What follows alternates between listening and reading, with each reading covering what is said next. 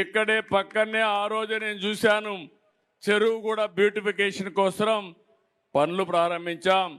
ఇక్కడ ఎవరైనా వస్తే ఒక 2-3 రోజులు ఇక్కడ ఉండడానికి దీన్ని ఒక పర్యాటక కేంద్రంగా, పవిత్రమైనటువంటి టూరిజం హబ్గా మనం తయారు చేసుకోవాల్సిన అవసరం ఉంది. ఈరోజు దేవాలయాలు అనేటివి మన వారసత్వ సంపద. మనం ఈ విషయం గుర్తుపెట్టుకోవాల్సిన అవసరం ఉంది. ఈరోజు ఈ దేవాలయాలు రాకపోతే మన కుటుంబ వ్యవస్థ ఉండేది కాదు. ఈరోజు ప్రపంచంలో ఏ దేశానికి లేనటువంటి ఒక గొప్ప వారసత్వ సంపద భారతదేశంలో కుటుంబ వ్యవస్థ.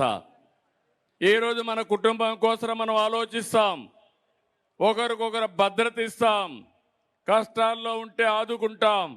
ఇలాంటి వ్యవస్థ ప్రపంచంలో వేరే దేశాల్లో లేదు.